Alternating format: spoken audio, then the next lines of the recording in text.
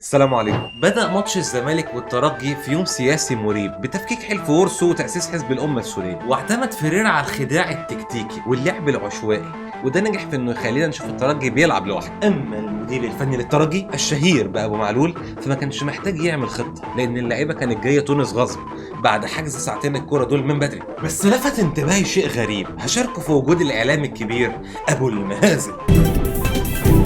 الو، معايا صحيفتنا الكبير ابو المهازل. أيوة. من فضلك كل الناس شافت كيس اسود بيطير في الملعب، هل ده شيء عادي ام وراه سر؟ لا طبعا مش عادي، وانا عندي السر. ايزح بس كده واديني الكادر. اهلا بكم اعزائي المشاهدين، عدت لكم باكتشافات عجيبه هتغير مسار الكوره في العالم والشرق الاوسط. فبعد تحليلي وتدقيقي اكتشفت ان نادي الترجي بيتعامل مع الصحراء وابناء العوالم الاخرى. فلو بصينا في الدقيقة 21:44 ثانية هنلاقي فيه كيس اسود طائر في نظر العام، طاير على الاتجاه ده كده اهو. اما في نظر الخبراء والعلماء امثالي فهو سحر اسود، وهثبت لكم ليه. اتجاه الكيس جاي من الشرق البعيد، ولو جرينا خط كده هيصلنا بطهران زعيمة السحر في آسيا، متجه لأقصى الغرب في المغرب التي تشتهر بالسحر والأعمال السفلية في أفريقيا. إثبات آخر، السحر ده أصاب حمزة المسلوسي بلعنة الاختفاء، وده ظهر في الدقيقة 65-35 ثانية بعد اختراق الكرة لجسده الفاني بكل وضوح. طب خد النهية والخطيرة، عرفت عن طريق ثقافتي الواسعة في عالم السحر والأسحار إنك ممكن تنقل اللعنة اللي صيباك لأي أحد عن طريق ملامسته، وده ظهر في الدقيقة 71-46 ثانية بعد اختراق الكرة لجسد لاعب الترجي بعد ملامسته من حمزة المسلوسي. طب جمع الأمور معايا كده اهو، كيس اسود من إيران ينتقل للمغرب، وحمزة المسلوسي تخترق الكرة، ولاعب الترجي تخترق الكرة بعد ملامسته. يبقى فريق الترجي بيتعامل مع الصحراء والعوالم الأخرى. بشكر الكابتن الكبير اللامع مهند على الاستضافة العظيمة دي، وبوعدكم بإذن الله بلقاءات قريبة أخرى. سلام. وبعد العودة دي ما عنديش حاجة أقولها لك غير إن الترجي جاب جول يحمل الشك بمساعدة المسحور الصغير محمد عواد، وعشان كده قررت أديلك ملخص الشوط الأول من وجهة نظري وأنا مختفي أو على الساحل. هي بعيدة كده ليه؟ ولا أنا اللي نظري ضيق؟ يبقى سيبها ما تنزل بقى، محدش طريقني. إيه مهارة التسليم والتسلم؟ وانا صغير كان اللوز بتاعي بياخدني في حته مقطوعه اسمها المواسير. مستحيل اخون اخواتي المكشخين، انا تونسي زي حمزه بالظبط، تحيا المكشخه. الكوره دي اختراع غريب قوي. تسمع عن الفري ستايل؟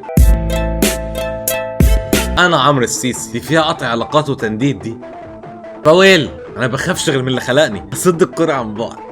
كوره خطيره، لازم اتالق بقى. الاتنين انهاروا، مش ذنبي ان انا مفترس. الدم بيحن، انا هبهدلنا. انا دفندر من طين وانا دفندر من عجين. انت بتخترقني كمني شبح يعني؟ اللي هيضربني هشيله من فوق وش الارض. محدش يواجهني، انا حريف جدا. حاضر محتاج انمي عضله الريست. حد يلحقنا يا جماعه، احنا بنتضرب. احموا الجون يا رجاله. ياه، الله يبشبش الطوبه اللي تحت راسي. انا من عشاق بمبريسي، انا حمدي النقاز. بس ده مش حسين الشحات.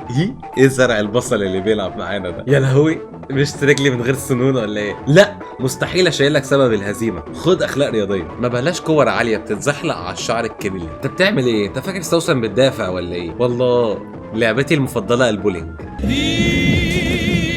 وحصانك بيطير للنجدة. ياه، انا هقيل شويه لحد ما نهجم تاني. اوه، كرة لمست الطينه، مش عايزها. وانا مش عايزها، كلنا مش عايزينها. اها، هي دي فرصتي. احيي طعمها فجرت القولون. خير، الحكايه كلها غرزتين وشريحه. بسني في دماغي، انا اتسممت. الكرة دي مفسيه ولا ايه؟ البلف علم في دماغي. ايه ضاعت؟ الحمد لله حققت الكلين شيت في 30 دقيقة. انت بتزغزغني في رقبتي؟ طب هات الكرة. ليه؟ حاسب ايدك جنبك يا مكشخ. الله لا لا، هو رافع كرة حديد ولا ايه؟ دماغي نملت. خد كوبري من العالم الاخر. وحدو رفع عالية وانا صغنون خالص. خد الحتة كريستيانو روماندو دي، انا بغرق في النجيلة. ابو حاسب، احنا خط النص. ايه اخترقتنا بالسهولة دي؟ الكرة دي سهلة على اي حارس الا انا. سمعت عن رمي الجتت؟ طب خد دي. محدش هيلعب هنا، الحتة دي بتاعتي. وضع قاعدة. الحمد لله على السلامة، مفعول السحر خلص. ميسي لقبه المعزة.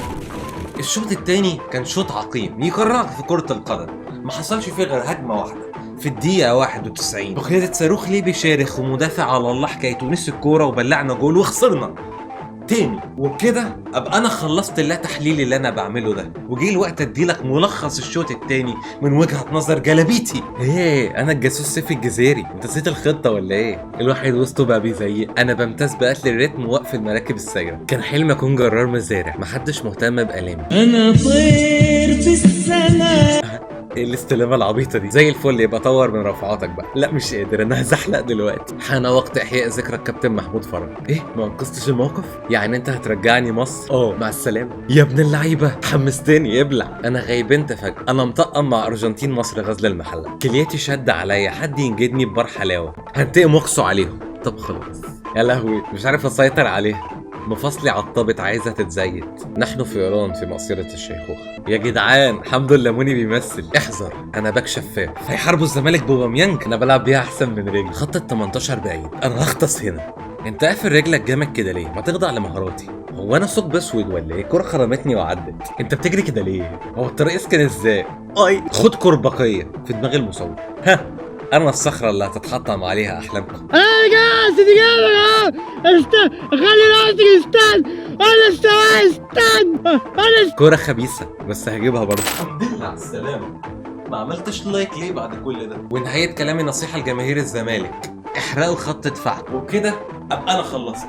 يلا ننتقل لماتش الاهلي وصن داونز بقى. بدأ ماتش الاهلي وصن داونز وانا قاعد على القهوة مع عليوة صديق عمري. كل سنة وانت طيب، عيد ميلادك النهارده. المهم اعتمد كولر على خطة هجومية سادية كلها ضغط، لكنها كانت بتقف عند اخطر لعيب عبيط في الملعب، راس فجلة الهجوم الاهلاوي، اللاعب معتزل المهارة بيرسيماو. وبعد تركيز في ادائه حسيت ان في شيء غريب، وده اللي خلاني استدعي الصحفي الكبير ابو المهازل مرة اخرى. ايوه سامعك من غير ما تسالك يا كابتن مهند. ايوه خش عليه بتكبير العدسه. بيرسي تاو جاسوس في الاستخبارات الجنوب افريقيه، في مخطط يسعى لاحتلال افريقيا، ومعايا ادله تكشف كل حاجه. بيرسي تاو من جنوب افريقيا، جنوب افريقيا اللي حكمها نيلسون مانديلا عام 1994 في شهر مايو، وهي السنه والشهر التي ولد فيها بيرسي تاو. وهذا الامر في نظر البعض يمكن ان يكون صدفه، لكنه في نظر الخبراء والعلماء أمثاله ليس صدفة على الإطلاق.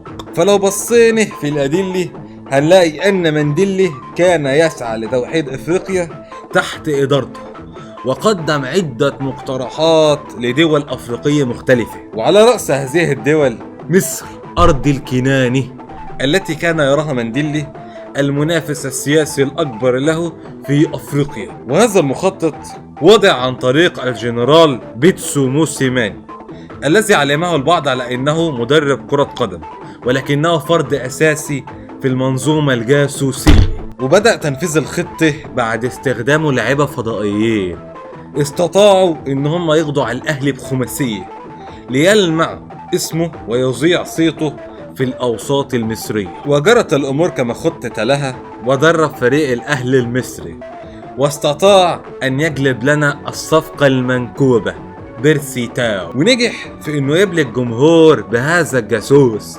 للقضاء على خصوبة المصريين وتحقيق حلم الجنوب افريقي. ولو جمعنا الامور ونهينا هنلاقي ان كل اقتباسات موسيماني من مانديلا.